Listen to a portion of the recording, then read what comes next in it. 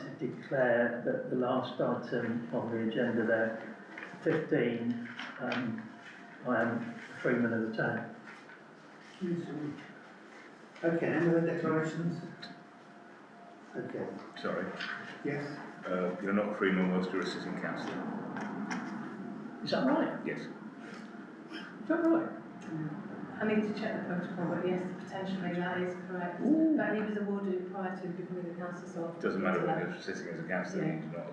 Yeah. It's suspended. Councillor Nash, you're a fountain of knowledge. Okay. Any other declarations? So, public participation, anybody from the public want to speak?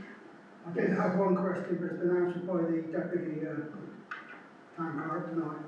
Well done, Deputy Clerk. Good. Okay, and then we're just going through the following reports. So we've got a new police officer called Adam, who's going to say a few words. Adam.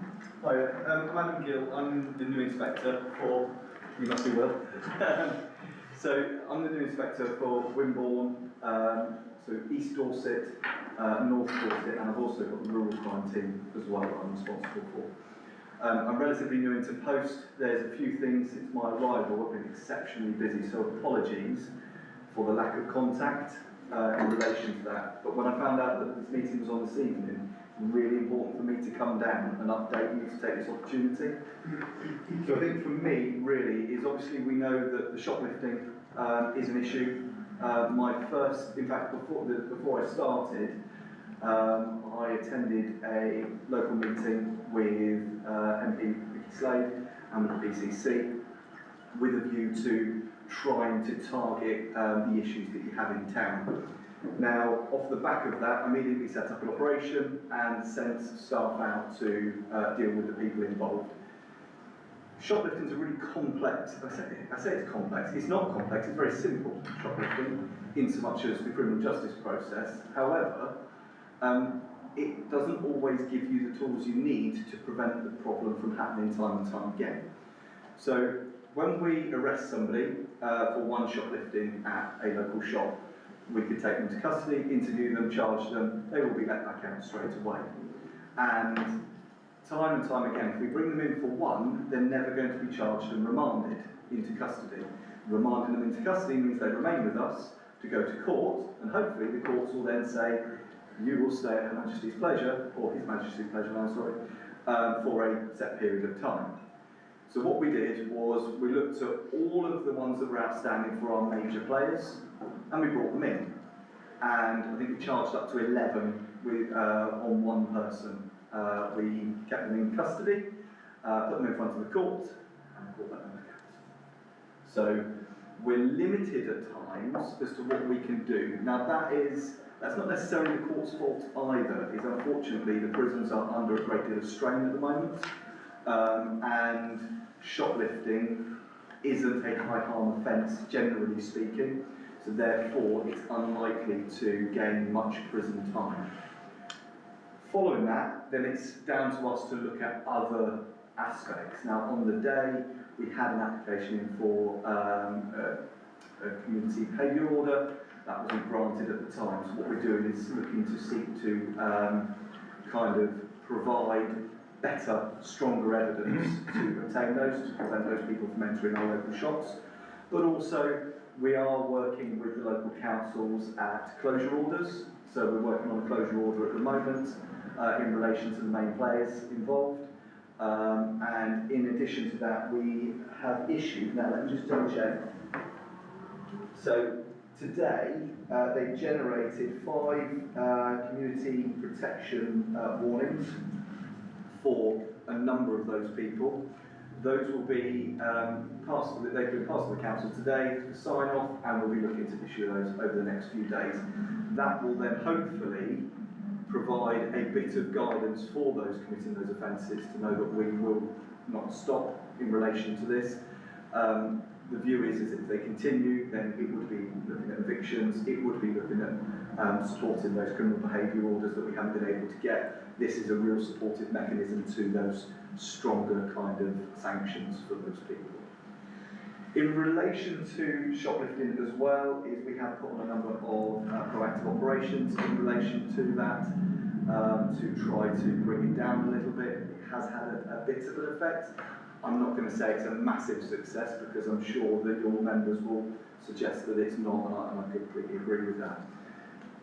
We do have support in that though, is an initiative, government initiative called OpTrack, and Wimborne is a pilot in relation to that, and essentially is it's a scheme set up by the government that makes police forces target their hotspot areas, and it's done on an evidence base. So it's not just, oh, we're just going to turn up as and when we want. There are set times that amounts of time that people are, and officers are in those locations to try and prevent that crime. So we've done an awful lot of those, and my team, whilst we're only, from a government perspective, only need to do one a day, when my team are on and I have people available, they know that they will do it more than once a day. And in one day, Wimborne Folk Festival, I think we ended up with 106 different pieces of work in relation to that, so that's a really good piece of work. But obviously it doesn't prevent everything when we're not here, but when we are here, what we do know is it allows us, through the targeted times that we've been given, through all the information and intelligence that we've got, is that not last week, the week before, we had PC Kev Miller was out on patrol for 3 OpTracks in a row, and 3 shoplifters in a row from those OpTracks. So that's really positive work that's being done.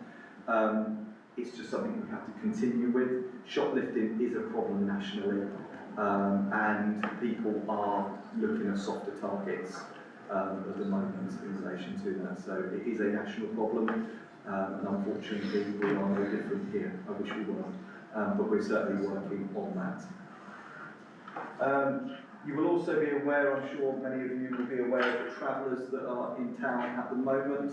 There's been a number of issues raised in relation to that. I'm just back in from duty, having been committed elsewhere yesterday and had some time off.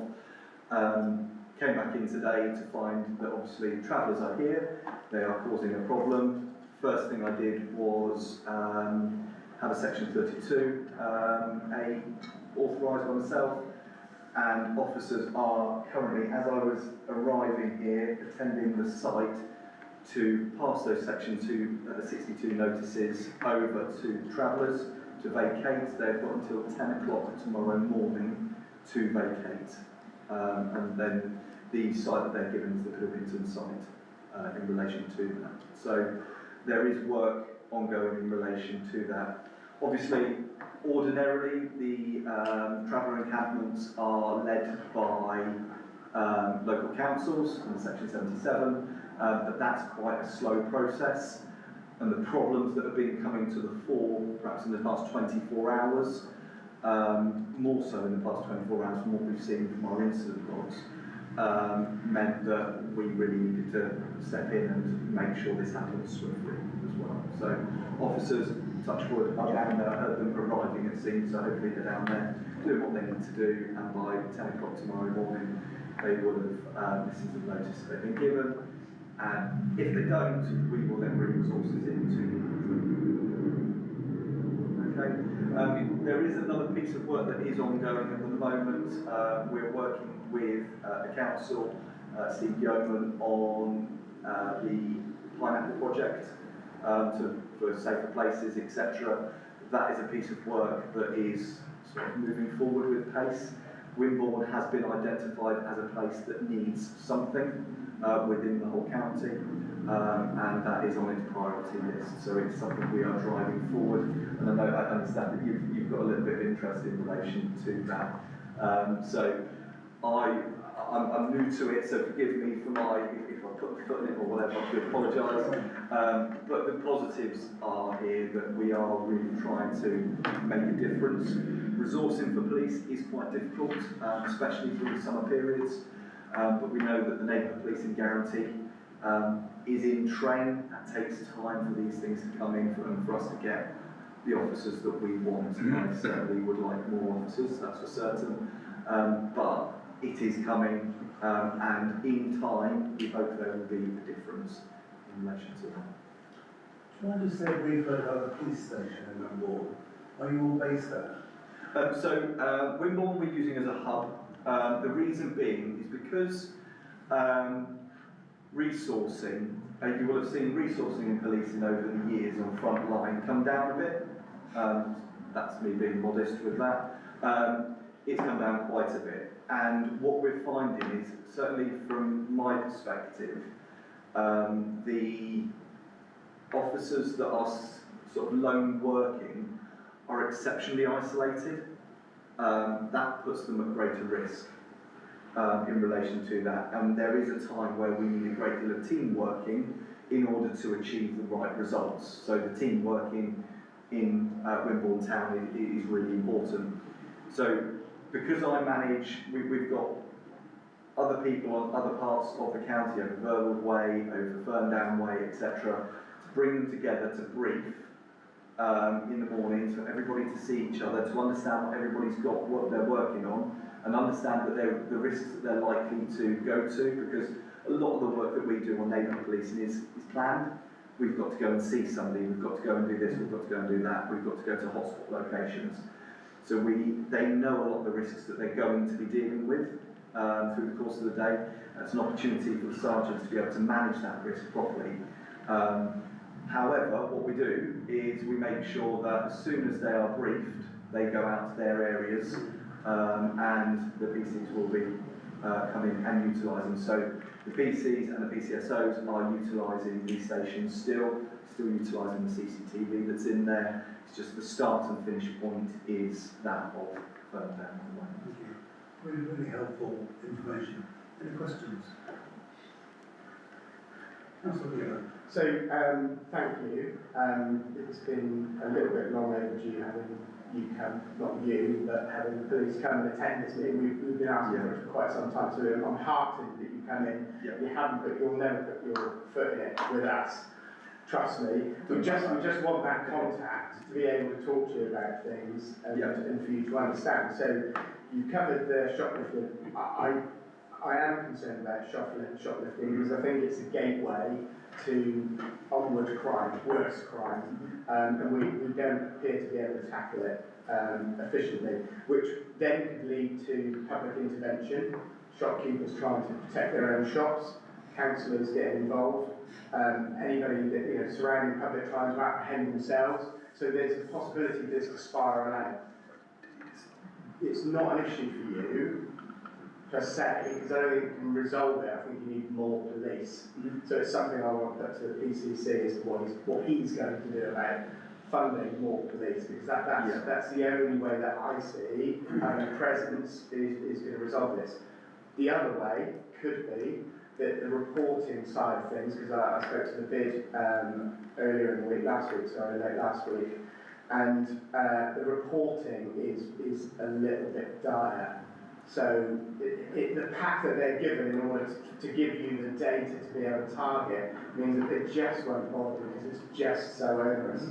And it seems such an easy fix that I'm shocked that we're not able to do it. It's another one really for the PCC, I guess. I can provide those answers though in relation to those because I sat with the PCC at the previous meeting. I think that was literally my first week, the back end of April time, and he is lobbying for, and he's trying to get local MPs to lobby as well in the House of Commons to make sure that policing and Dorset gets the right funding. It's fair to say we're the second worst funded force in the country from central government. It never accounts for the fact of the transient population we get, certainly from April right the way through to probably the beginning of October. Where our populations swell massively in all areas because it's such a lovely place to come. So he is aware of that. I know the previous PCCs have done that, and there is a lot of work going on in and around the money side of things, and I think it's accepted that we do more money in relation to that. The clunkiness around, so the shoplifting elements of things, I don't fall out of what you're saying either. There is work being done at the moment which sees an easier online reporting system for shopkeepers. so that we can streamline it and take out all of basically the middleman and all the clunkiness that comes with it. At the moment, we do have what we have, and obviously that's something I can't influence. It has been, because they're IT projects, and policing budgets are not the best, IT projects can often come a little bit further down the line, so this is why it's taken so long to get to where we've gotten to. But my understanding, and this was in the meeting, it was that the PCC was told that it should be coming toward the back end of summer. And Tammy was there during that meeting. I've also got a meeting with Tammy next week on Wednesday. So we're going to catch up around that. So just a little bit about me is I used to have neighbourhood teams a few years back. I stopped doing neighbourhood teams in 2018, 2019. As an inspector, I had Bournemouth Central, Boston First, Bournemouth Central and Winton combined as well. The problems that you guys and girls are talking about is very similar in relation to the problems that Bournemouth have, in so much as the topics, the volume is thankfully very different. But ultimately, yeah, I get what you're saying. I do think that there are some shops, I know it's difficult, and I know that reporting can be a problem, but where we get repeat offending at a location, and we know that through, say, for instance, social media and things like that, a frenzy gets whipped up about that, and yet, as police, we don't know about that. We're unable to then put resources into it because we don't know quite so much about it. And an example of that is I live on Bear Wood, and the co-op there has exactly the same problem as the co-op here. And exactly, yeah. In fact, co-op is a recurring thing. Yeah, I don't think I've worked in a place where co-ops per se haven't had their issues. But what's happening is there's a lot of challenge on it around policing, and Councillor Brown over in Bear Wood went to the local policing inspector and said, look, actually we've got a problem here, can you do something? And police have come back and said, look, actually we've only had 2 reported offences. You've got really good-willed members of the public telling the shop, stopping shoplifters, like you said, sometimes you put yourselves on offer by doing that. And the shops then are reporting it. And then that can become a bit of a problem and a cycle that we need that information to be able to target it.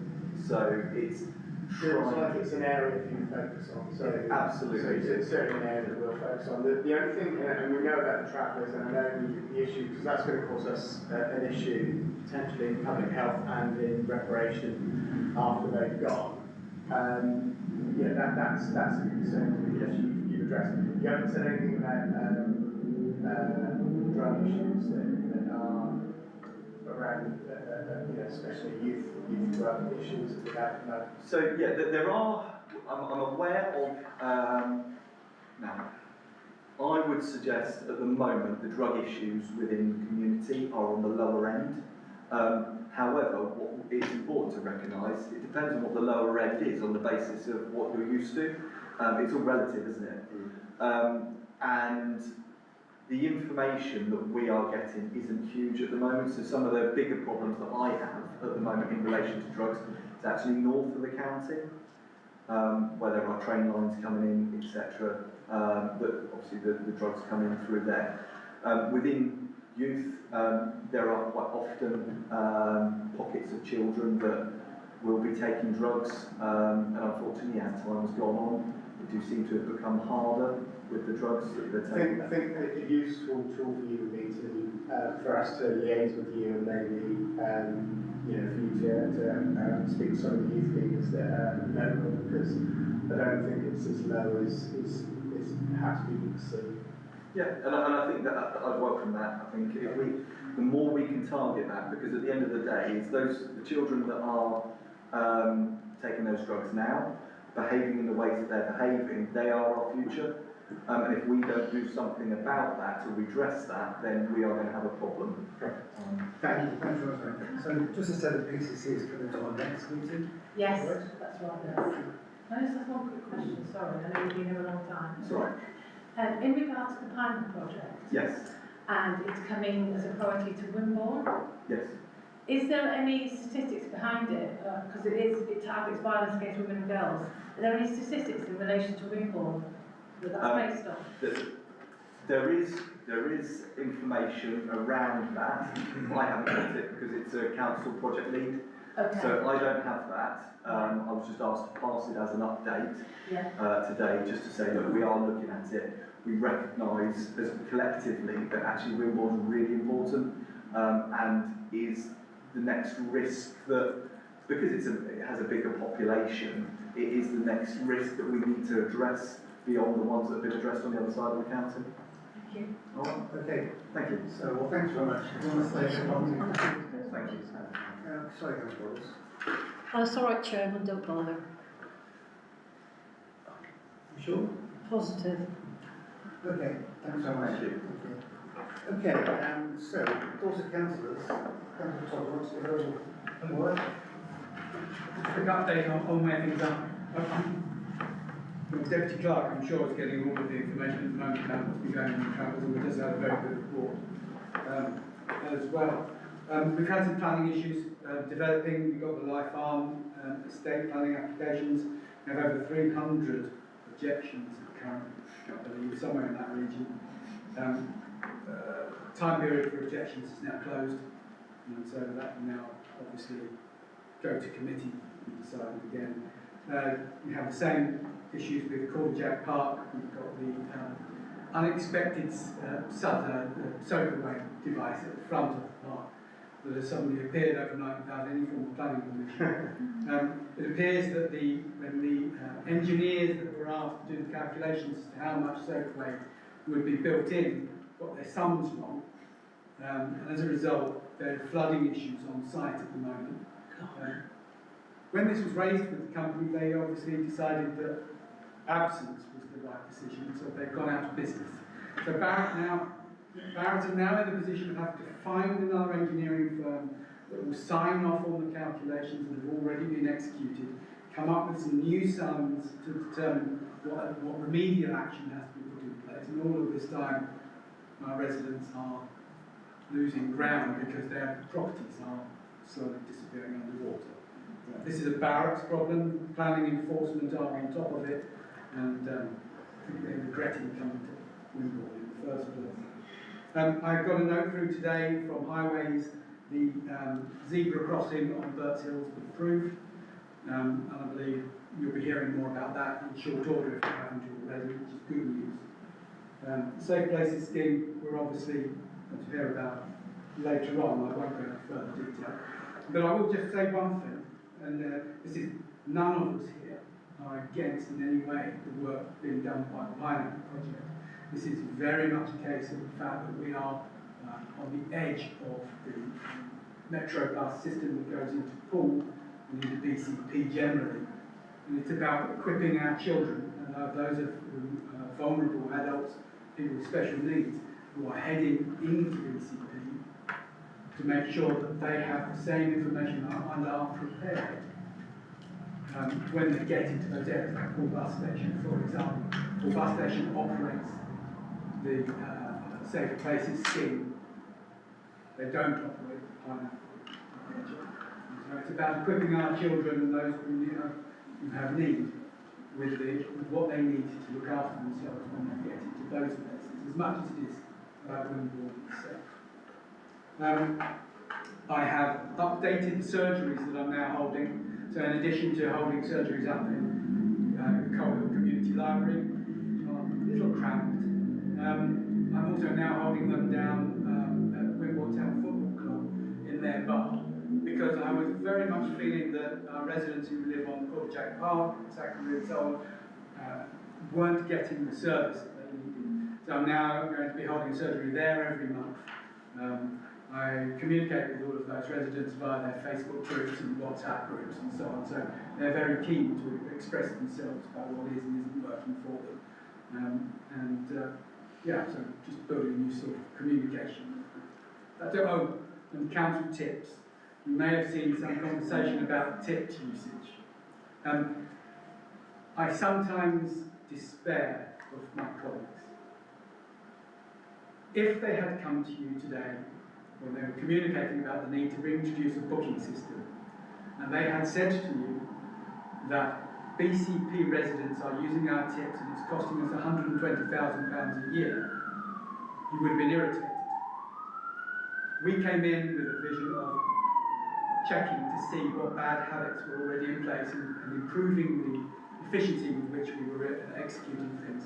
And this is one of the things that we discovered is £120,000 worth of usage that isn't being billed by Dorset to BCP. And this system stops that. And so what we were trying to do is save council taxpayers in Dorset money with a very real outcome as a result. Had they said that to the general public, I don't think we would have got quite as much. We would have still got some. It's our job to take that. But I'm sure we would have got quite as much. But that's it. Thank you. Okay, thank you, Councillor. David Morgan, who was our town council ward manager, couldn't be here tonight, sends his apologies. As well as what's been reported, he's also said some slight alteration to the road layout, resurfacing for Allen View Road at Gillespie Drive and 20 mile per hour that stretch. That's being implemented. And also being proposed that pedestrian crossing will be installed hopefully at the junction with Westborough and Stone Lane. And he'll update us when he gets more information on those. Thank you. Okay, from me, just to say, I've been working with Gary on the programme for next year. I think you've already sent the draft of that, and thanks very much. There's a number of you who come back and said will help, so we're really grateful for that.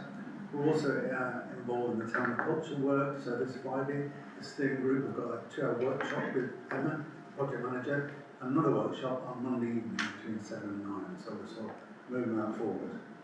In terms of councillors, should we just quickly go around the table? Councillor Bennington? Yes, I don't know if this comes under, thank you, Jack, under the council business, but I went to the Climate and Nature Action Support Group, where I represented the council, which was very interesting. If any of you can get there, a Zoom meeting, it's great, and it was an impressive turnout of councillors from over the county, actually. They were very impressed by our Swift boxes, and there was a suggestion that we should do some more path adoption schemes. So I think that might be something for us to bear in mind for the future. I've had a letter from Osherford, who just celebrated the 80th anniversary of VE Day, and they were sad that nobody from Wimble could come. But I have gone on to Duolingo to try and brush up my German, so maybe they'll be able to get there this year or maybe next year. And also I represent the Arts Council of Bollington Camp, which was exploring the diversity of culture in Dorset.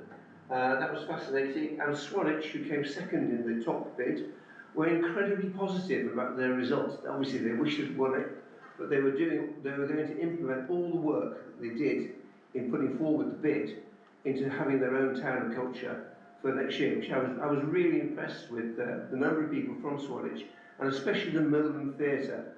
And I only wish that we had the same response to our Tivoli Theatre. Of course, the Allendale Centre is very good at support. It would be great if Tivoli could as well. And just one thing that happened with Bovington, I'm sure you'll find very interesting. I was speaking to the guy who runs it, and I hadn't been there for 20 years. It's a fantastic place. And they said they had about 20 cyber attacks a month until they installed a new Ukraine exhibition, because they were really up to date, when it went up to 940 a month. So that just puts Russia into perspective, really, doesn't it? Thank you, interesting. That's all right. Nothing to report. Councillor Hector. Yeah, I coordinated the second speed watch, which we did last week on Cranbourne Road, and thanks to Councillor Brown and Councillor Ryan for assisting with that. It was a really good session, very, very busy on the Cranbourne Road, 488 cars in the hour last time, 490 this time, and 15 hits, so it was good. And we've got a next one coming up, but I won't say where, and I won't say when. Tease. Okay. Councillor Jackson. Nothing to report. Councillor Brown. I attended a Walford Mill board meeting, and I think it would be fair to say that they're in need of some new board members. Long-standing member who's done a lot of the practical work very excellently has resigned. So you know, if anybody knows of anybody that might be interested in becoming a trustee, that would be really welcome. Thank you. I've also had a lot of people, not a lot of people, a few people saying to me a lot of the time about little things in the town, like the bridge over the Allen onto the Waitrose ground, railings keep coming off and stuff like that. And I keep directing them to people that it should be, but that doesn't seem to move it. The puff mat, that's it. So, that Terry Wheeler, is he still there? Terry's still there, yeah, Terry's chair, Yeah. and there's basically, I think, said he's done his time, and he has. Right. For those that don't know, when Terry Wheeler took over, Walford Mill was really struggling financially and in governance for a while, and Terry managed to steady the ship and build up a good reserve. It's the next stage after that, really, after Right. COVID and stuff. They need fresh blood, really. Okay.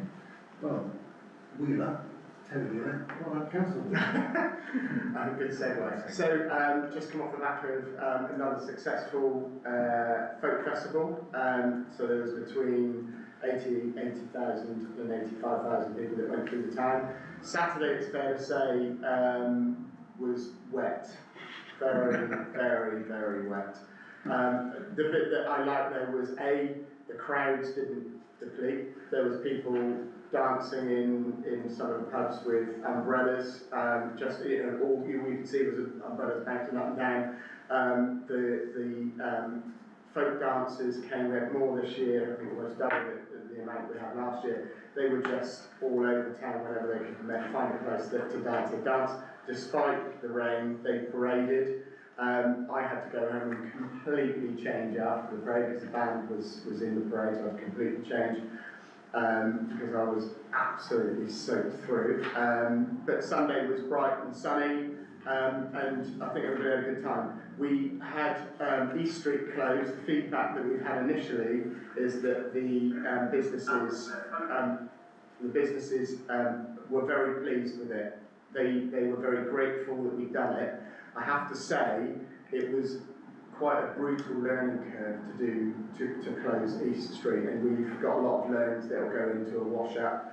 Not only just East Street, but there's a lot of learnings that what will be useful would be for us to bring them for the town of culture, because eventing under counter-terrorism guidelines is really quite strict and quite difficult. And I think as a council, maybe we should think about appropriate infrastructure if we're to close major arterial routes for the town. But overall, I can't thank the committee enough and those that came to support the folk festival, so thank you. I was amazed actually, sort of walking with the parade, how many people stood there in the rain watching that parade, so well done. Okay, Councillor Roberts. I should stand up, Chairman, because it's what we've always done. Wimborne in Bloom, I'm the representative, and I'm sure you've all noticed that the baskets have gone up 125 baskets, I think, but they are very disappointed with the High Street because we have multiples in the High Street. They don't take up the offer, or head office doesn't let them have baskets. They were very grateful for the help from our groundsman. Although I'm not the representative from Oxenford, I have got a leaflet here for Councillor Billington from the Mayor of Oxenford. They were very disappointed that no one went, and there was no correspondence, as far as I gather, at home for myself. So that's all I've got to report. Thank you. Councillor Nash. Yeah, thank you. I attended the Fair Trade Committee this month and bring the sad news that unfortunately the founder of the Fair Trade shop, Joan Kirkbride, died this month. She was a great woman, did some great work, so sorry to bring you that news, but nothing else to report apart from that one. Thank you. Councillor Sanders. I attended Valognes in France, representing, you could self, Councillor Hart, and that was on the weekend of the 13th to 15th of June. On the 13th, which was a Friday, I had an evening reception, and my assistant will help here. We were presented with this gift from the council in the town of Valogne to yourself and us and our town, and I gave them our stick, which they seemed to quite like it actually.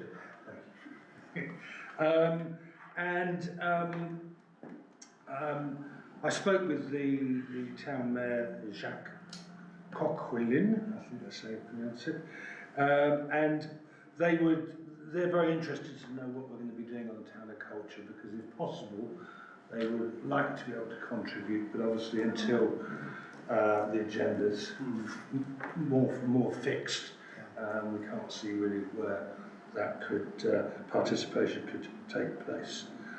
And that's one. Could I ask, have we got anybody on the working party steering group from the Valogne or Oxford? No, we haven't. That reports through the ambassador roles. Okay. It's covered, Yeah. yes. Thanks. The Straddles. Yeah. Okay, Councillor Chakwata. Thank you, Chair. I can't remember the last time we had the full council, so I'm trying to remember. But I think we helped with the V8 Day. There were a few of us who were ushers, I think, at the behest of Gary. We really had a good time. Then I think myself and Councillor Roberts, we went to view the graves. Very, very enjoyable. I was taken for a tour, which I'd never done before. It's really good to see some of our estate, which we need in later life. And I think Councillor Brown sold it well. I intend to buy my own grave there as soon as I can. So thank you very much. And there's space for 40 years, I think they said, so there's enough space to house us all. Thank you. Okay, thank you.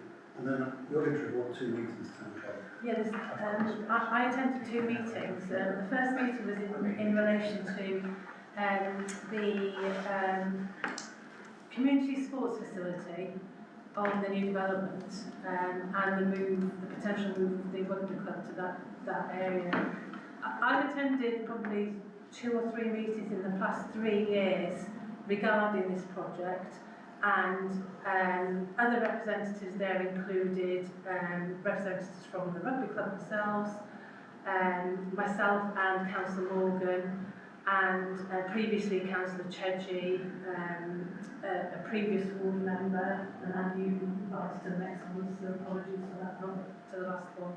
And also officers from Dorset Council who were from various departments, including planning and legal. At this stage, the agreement is that the rugby club will continue to liaise with Dorset Council with regards to the freehold and landlord of that community sports facility. There's no role for the town council at this stage, so they will keep us updated on that progress. But we won't be coordinating or asking for meetings going forward. The other meeting that I want to report on is a meeting that we had in relation to youth service provision. There was a bit of work that the Town Council had asked us to do to progress the business plan previously put forward by Councillor Wheeler. So Councillor Wheeler came on to a meeting with Councillor Brown, and we met with councillors from Litchfield Upton and Porthmullen and the clerks there. And there is a potential for us to deliver an East Dorset youth service under the current trust management system that's operating from Porthmullen.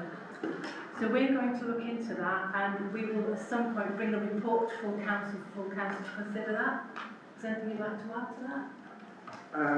It was incredibly productive, and I think it's going to feed into, if we can help sort some of the issues before they become bigger issues, and hopefully we can alleviate pressure on the police, later down the line. So it's incredibly positive. I think what we need to do is flesh out, because things, obviously it's a moving feast, try and find the right provision, try and find the right space for us to put that provision into. There is an option potentially for us to utilise a minibus that they are looking to take on a tour round, so it would actually have to spend certain days potentially on the square or somewhere in Wimborne or wherever we deem is a good place to capture youth and to use that provision ahead of us finding a place for that provision to kind of reside in, longer term. So incredibly positive so far, and I'll commit to, as the clerk said, come back to you with a harder proposition in the next council meeting.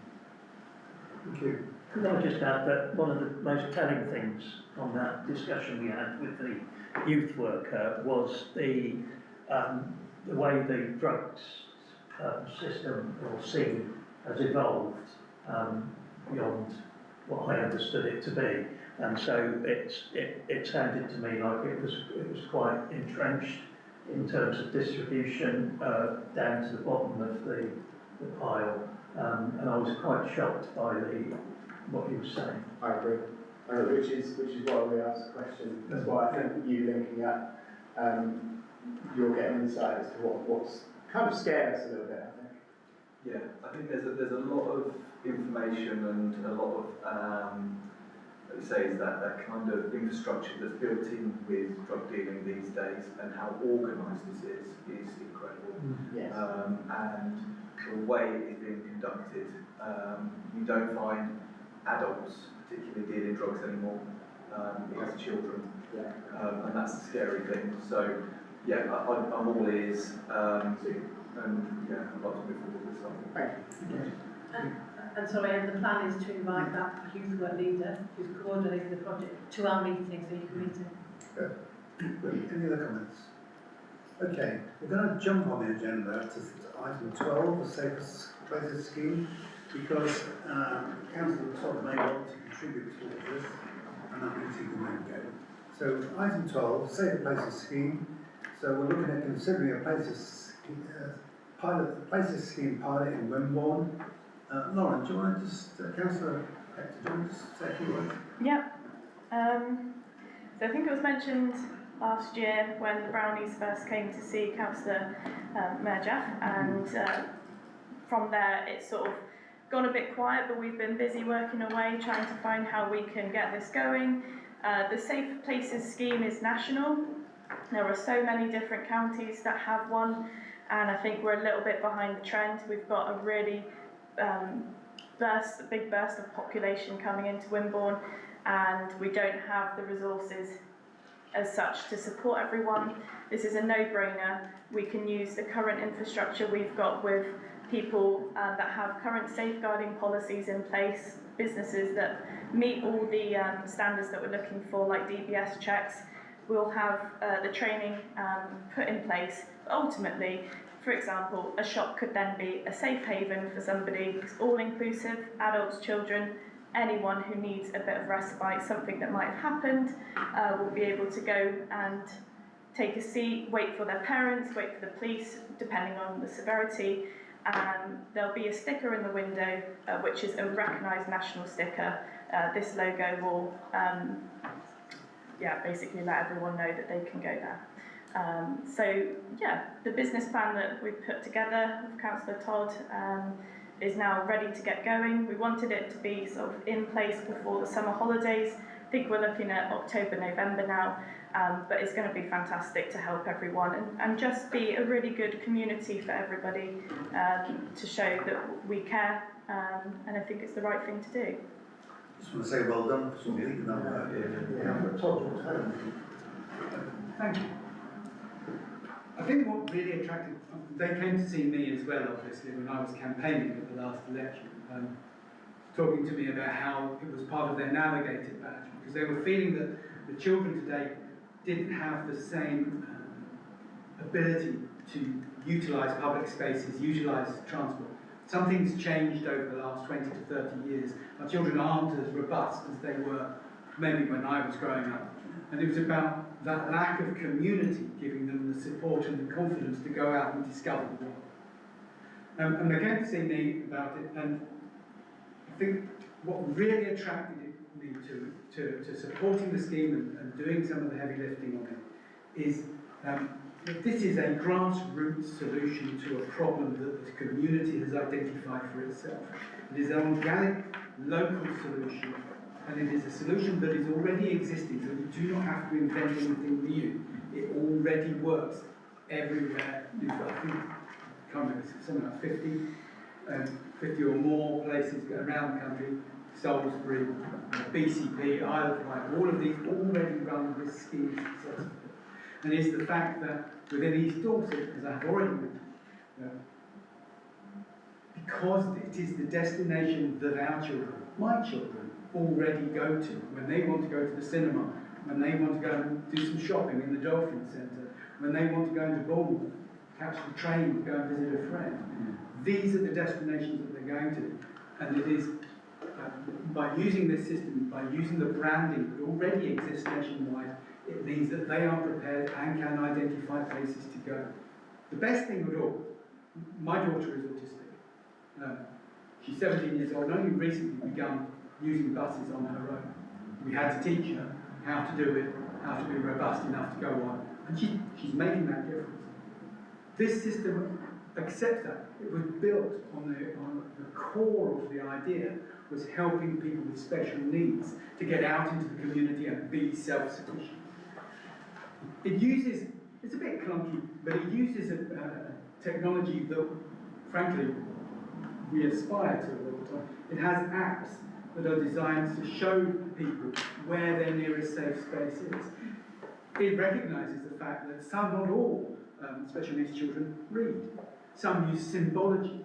If you don't know that, you wouldn't know that it was missing from the communication. The app uses symbology to communicate to people how they can get to a safe space, how they can ask for help.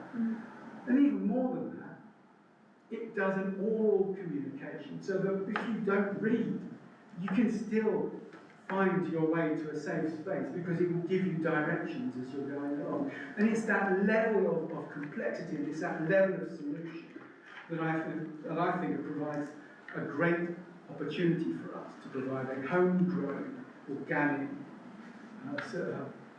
way of empowering our children and people with dementia and everybody else that needs a moment to sit down and ask for help. Thanks very much, Councillor Todd. Any comments? Councillor Nash. Just that I thought it was an excellent business case. The cost is minimal and it's a no-brainer, as you said. Tim Clark. I don't want to add to the complications, and I apologise because I haven't had a chance to talk to Councillor Hector. On the back of the discussions at the youth service meeting, potentially both Cornwall and Richard Minster and Upton were quite keen to get involved in the pilot. And it seems to me there's a lot of crossover between the youth service provision and the Safer Spaces scheme. So I don't want to add to the complications of the meetings tonight, but you have the business case in front of you. You can vote on that now, or we could defer it to look at adding in, see whether there's an appetite to add in two other councils to join us as a pilot scheme across the east area, if everyone was happy with that. So those are the options, I think, at this stage. Councillor Hector, what do you want to say? Ultimately, I think the more the merrier. It's going to be something that we would probably roll out afterwards anyway, so if they just want to be in it from the start, I think that would be fine. So we're saying defer tonight, so we've got those engaged. Yeah. Just going to ask, could we not vote on it and put in that vote say that we would then explore linking up so that we don't slow this down? I'm conscious that you want to kind of get on with it. I think we all want you to get on with it. Just a small amendment to say that we've had expressed an interest from Porthmelon and Litchett, and we're going to investigate that and help them join the party. You know, just as a small amendment, I'd be happy to propose that we go ahead, but with a small amendment. Mine is a different point completely, Chair. So I think at the previous discussion, this is only going to cover businesses, am I right? It's only going to cover businesses, not residential areas. Yeah, that's correct. So I think from a previous discussion, we said, in my mind, a lot of students say from QE, they use Stone Lane the nearest shop or the only first shop they will come across is the Co-op. Whereas if you're coming probably, you know, through Red Hill, there are more shops that you probably see. So I'd suggested, I don't know whether it's still possible, residential places, because people work in shops still have homes, and you probably have more homes which are accessible if someone is being bullied along Stone Lane. So you're saying the scheme should include residents? There was an opportunity it was probably not in the scope, but I'd raised that issue previously. I think it doesn't just stick to retail. I think businesses can be a part of it, because, for example, the dental practice that I work at would be perfect. So my thinking is, when you're going down the hill, Victoria Hospital is there, they've got a waiting room, that could be a safe haven. They're very, you know, there's going to be a few different things we can look at. I don't think it has to be a shop.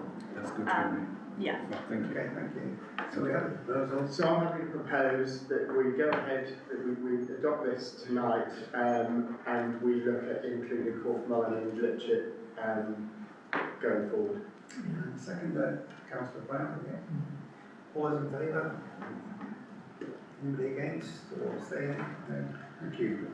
So we now move to item 6, which are full council minutes. To receive the minutes of the full council meeting, 20th of March, 29th of April, 3rd of the minutes, correct records and signed by the town mayor. Any comments on the minutes? I received a request for an amendment from Councillor Richmond, which I have changed, and they're in relation to the minutes of the meeting from May, and it is in relation to the questions that were put to the Dorset Council leader, Councillor Nick Ireland, and I put in the details regarding Councillor Richmond's question. It reads: the last full traffic report for Wimborne Minster, called a simulation and assignment of traffic to urban road network model, so I put the whole thing in, by East Dorset District Council predicted the number of junctions in Wimborne Minster would be operating at 90 to 100% capacity based on planned housing of their intended 1,400 homes.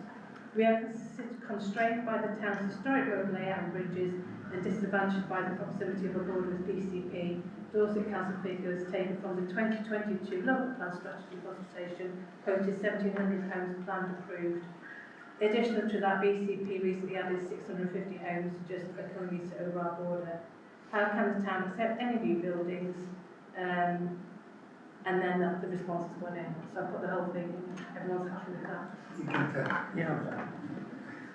Yeah, I thought it was just worth making a point because the report actually mentioned figures of 1,400 way back, and singled out junctions that were only operating barely 95 to 100%, and we have exceeded those figures hugely from 1,400, including the BCP tranche of 650. We're about 2,400, 2,300, 400. So they were operating on 9,500% before, and now we've effectively doubled it. I thought it was worth making the point. Thank you. Thanks very much for correcting that. Those. Those on second. All those in favour? Those minutes? Anybody against or abstaining? No. Thank you. Okay, item 7, committee minutes and working group notes. So there's a long list there. I don't propose to read them all out. So you've got this in front of you. Anyone want to make any comments about any of those notes? Yes, Councillor Jacks.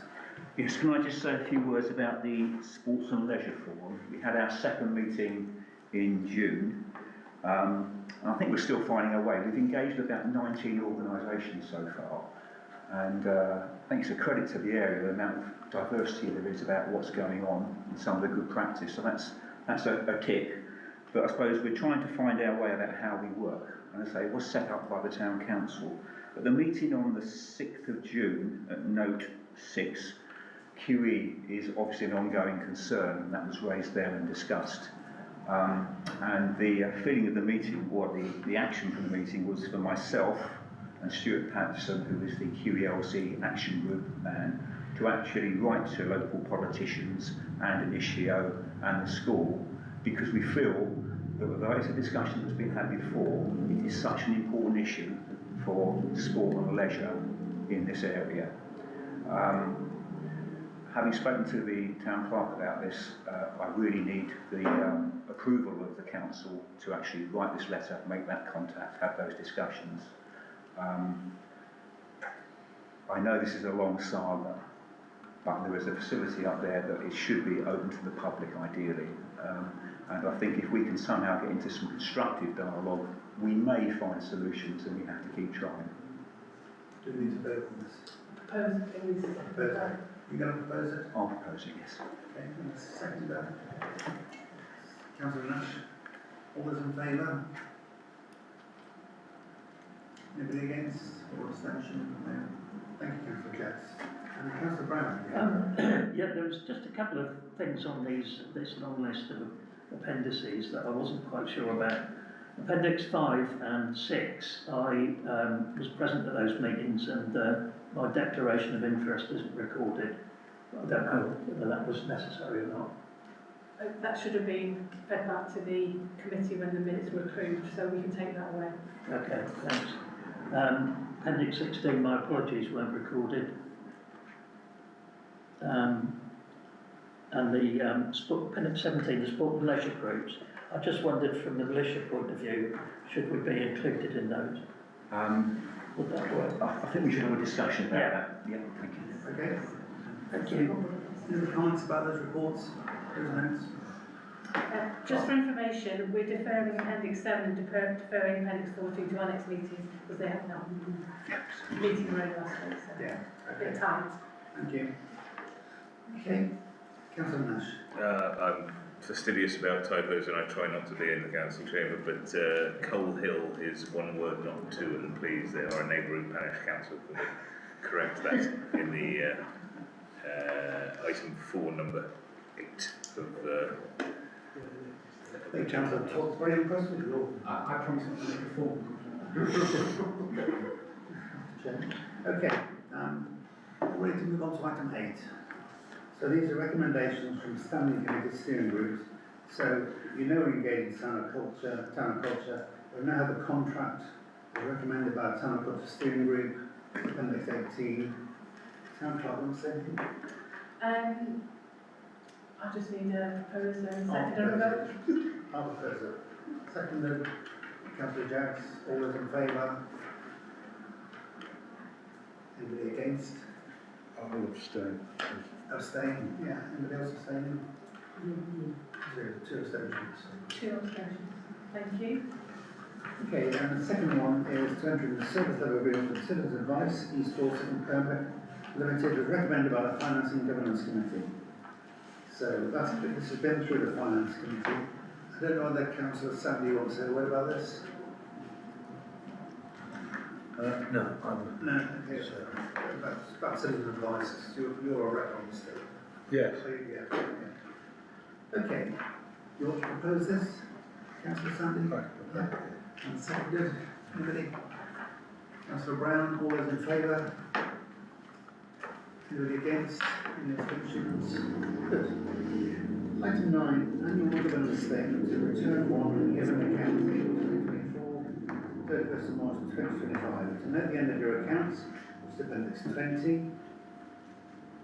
Round 2, to note annual internal auditor report and approve the annual governance statement and accounting statements, conflict of assessment assertion and date of the period of public rights, that's appendix 21. To note the annual internal auditor's report, refer to page 1 of appendix 21. So, Louise, do you want to read through all the assertions? So if we start with the end of year accounts, which is appendix 20 part 1, would you like me to bring them up or on the screen? Yes, please. Yeah. Oh, cool.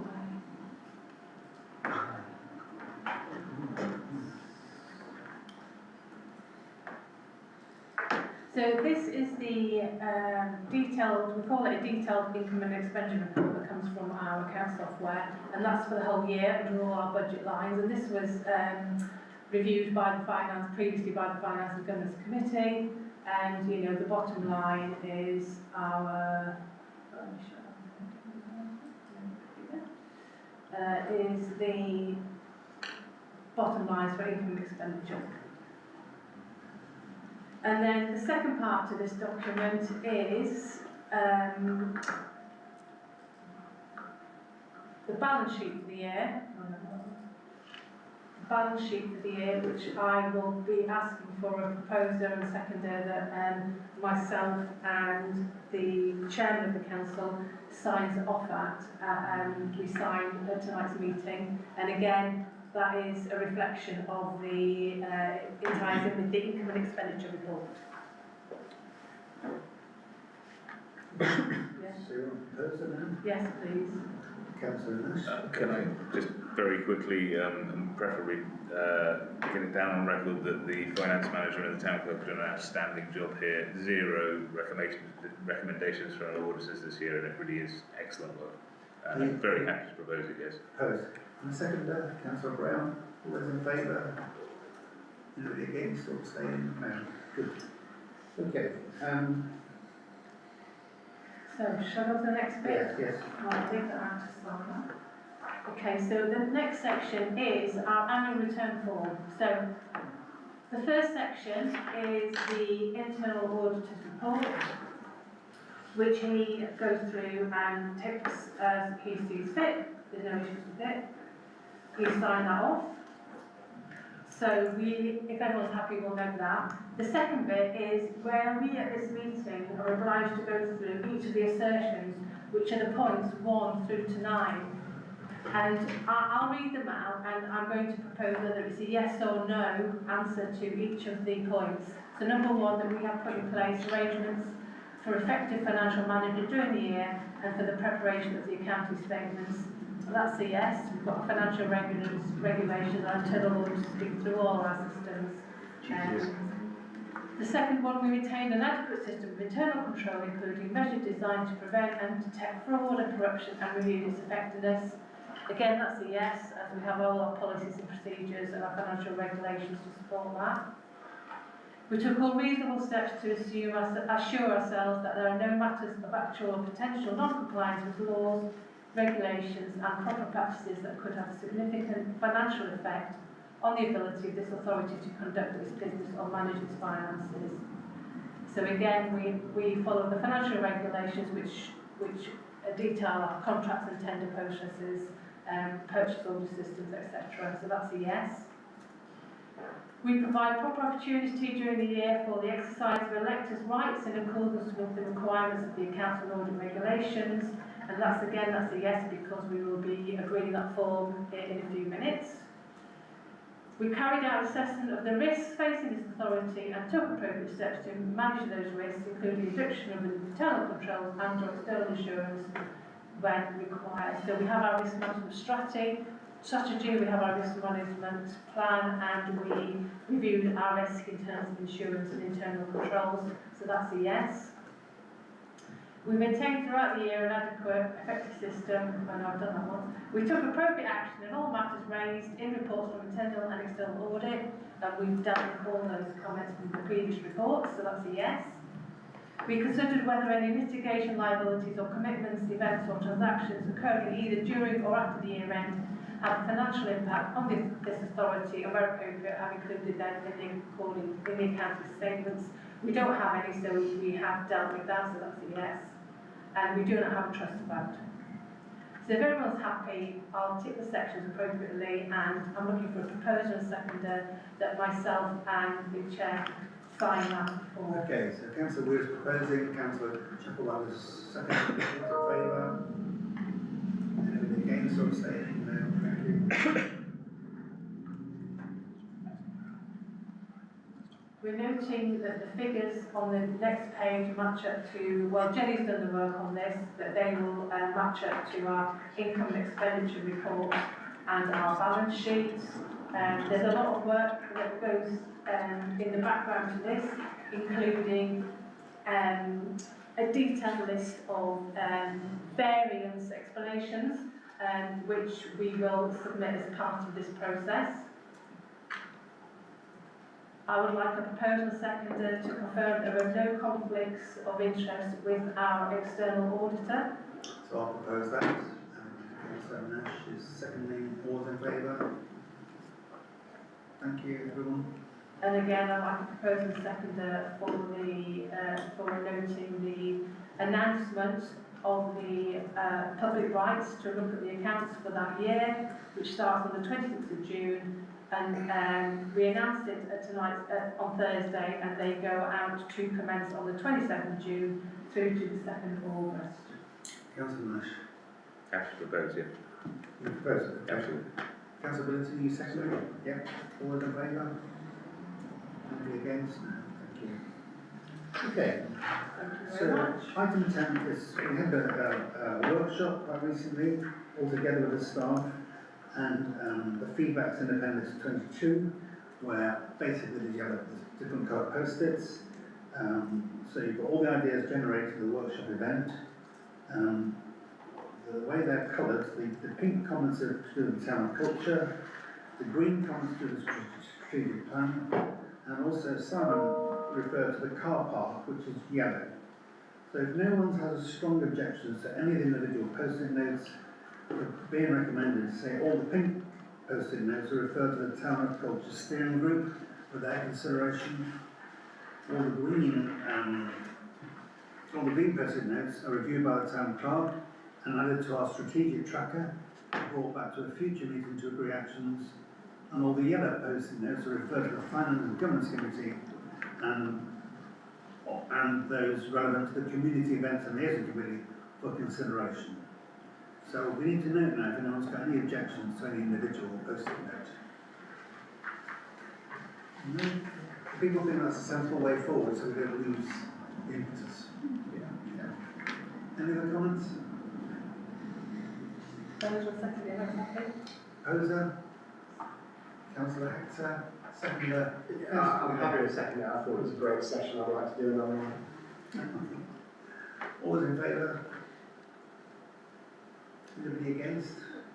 Any abstentions? I'm abstaining, Chairman, because I haven't actually seen that, because I haven't had a computer for over a week. I haven't seen any of the appendices. Councillor I know it's very late in the day, but we did provide appendices to council members. Only a few, not all of them. Okay.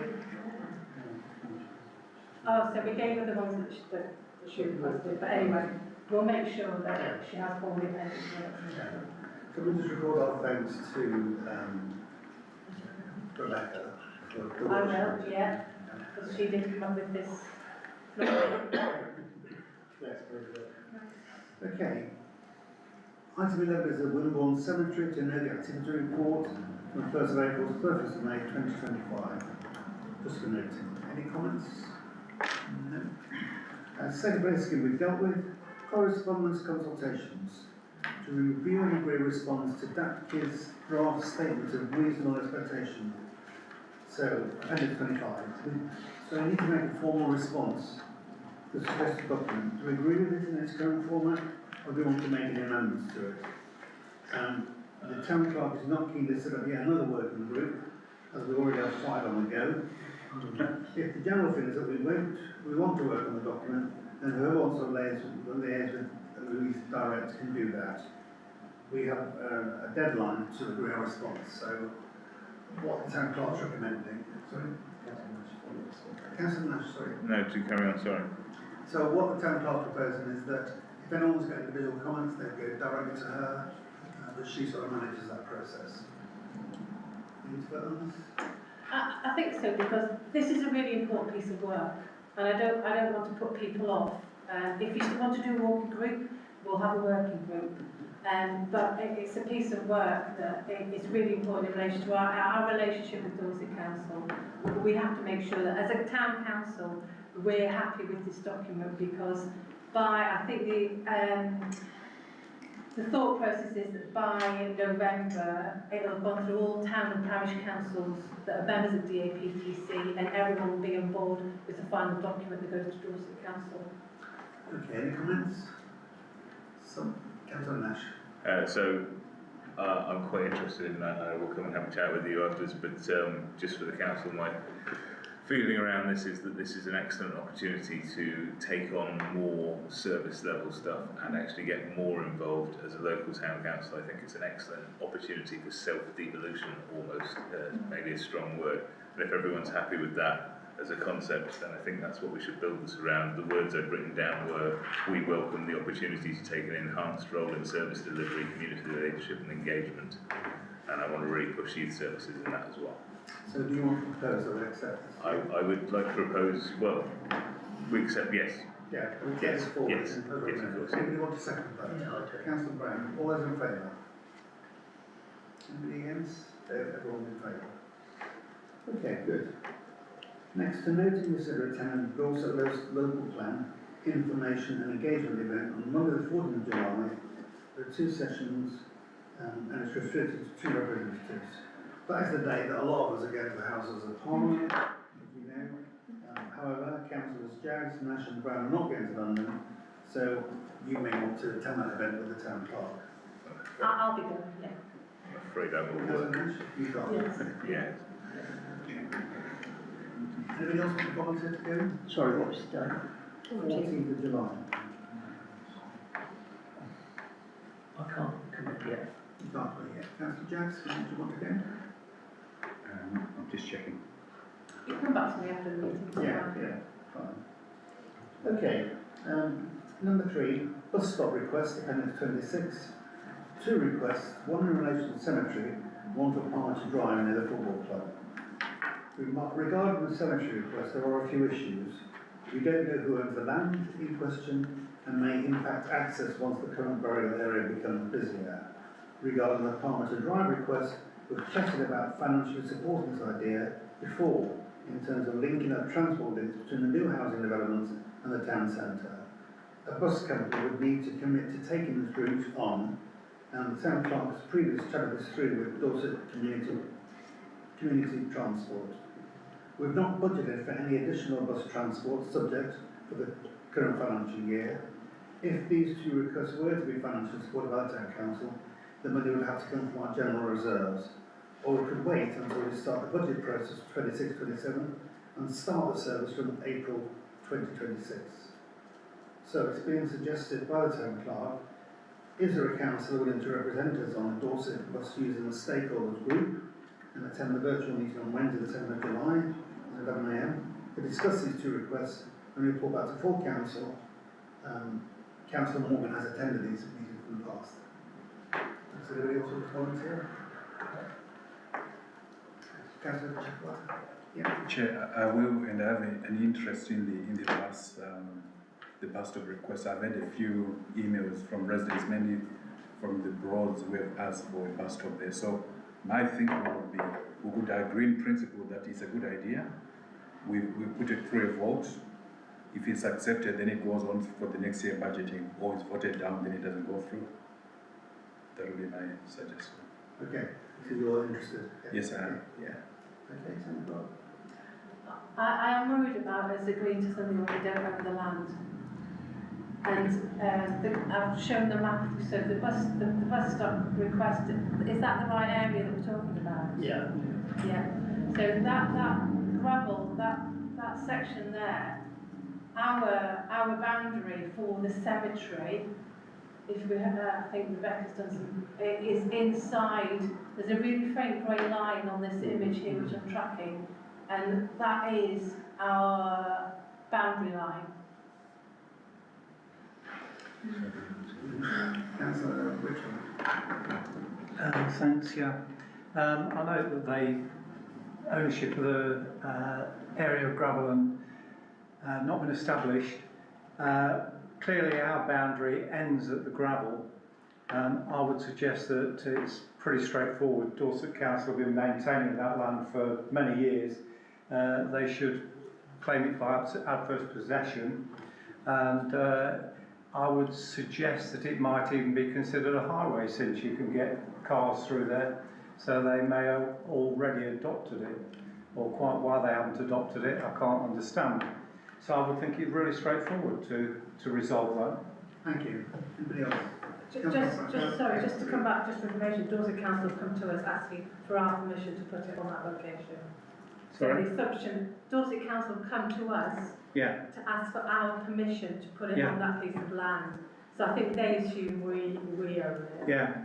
Well, since it's not ours, I would think it was incredibly straightforward for them. Thank you. Councillor Brown. So when they were resurfacing the road, County, the Dorset Council, they put all their equipment and overnight stuff on that piece of gravel. Yeah. So they didn't ask us then, did they? No. If it was ours. It is theirs. Okay. Well, Councillor Chuckwater has, is that do you want to make that proposal? I would like to make a proposal that we find out the ownership is either, with us or with the council. If that's resolved, my proposal would be, to suggest that we put some financial resources behind it for next year, if we can do this year. Okay, anyone want to second Yeah, I do. It might be poorly worded, and I'm happy for an amendment if we can make it a bit tidier. that? Do you want to make it tidier? No, it's fine. That's Yeah. fine, that's fine. All those in favour? Those against or abstaining? Okay, What about the Parliamentary Drive one? Palmer to Drive. Any comments? Councillor Wheeler. So, I know Caller Jack Estate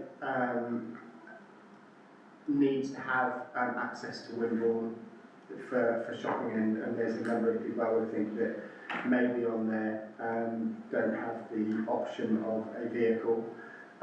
So I'd really like us to proceed with some form of transport for them into town, which alleviates some of our junctions for those that maybe will take the bus and not use a car, but more for those that don't have the option of having a vehicle, because there are some affordable homes on there, and it's highly likely that there will be people that don't have a car, likely to have children, and so walk places. And as there's no retail on Corjack Parkhouse as promised, then their only option would be to come into town. So I'd really like us to proceed with that if we can.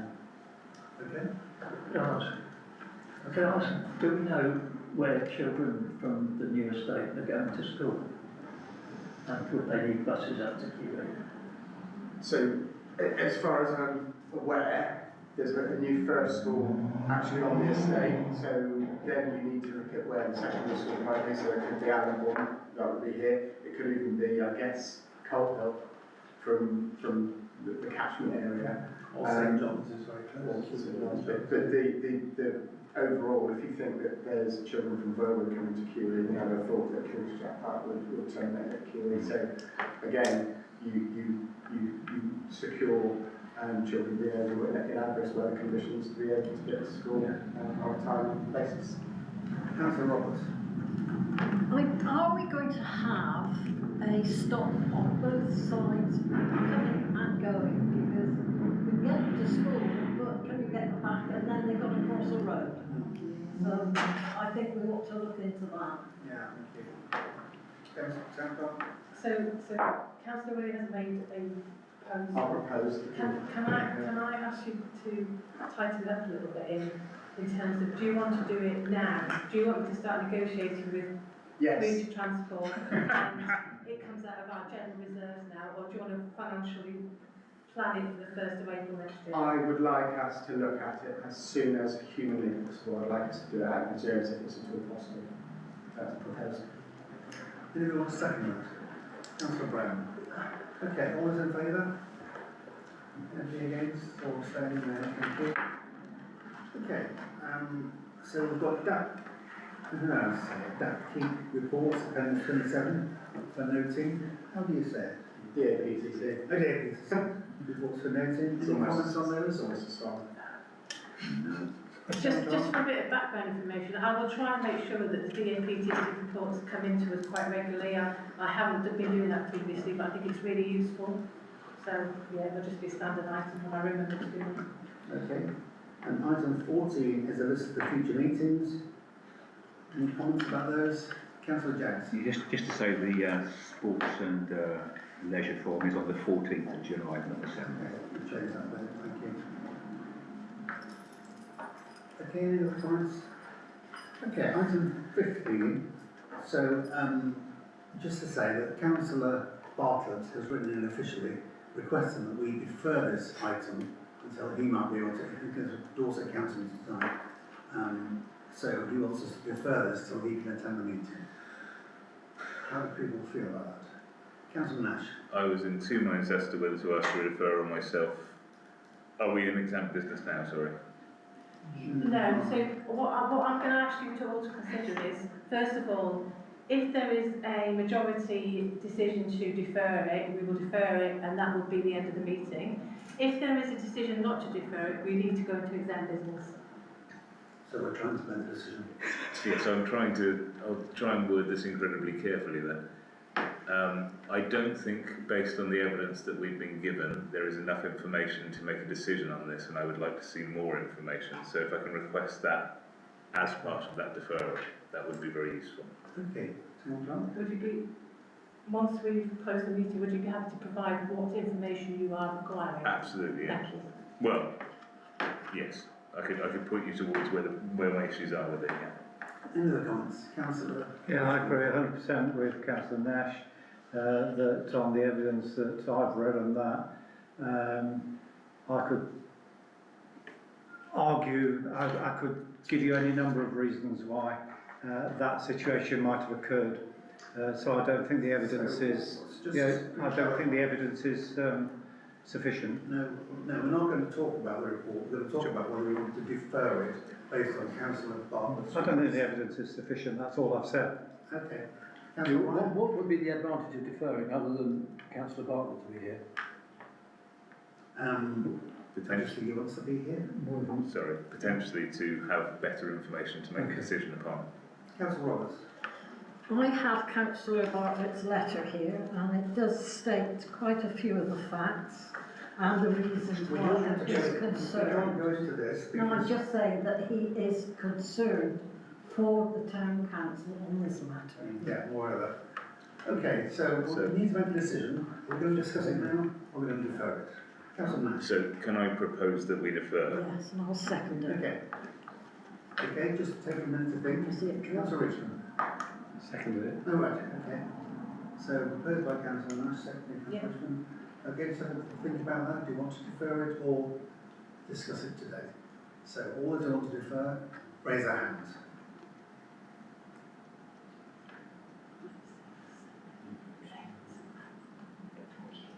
Okay, all those against?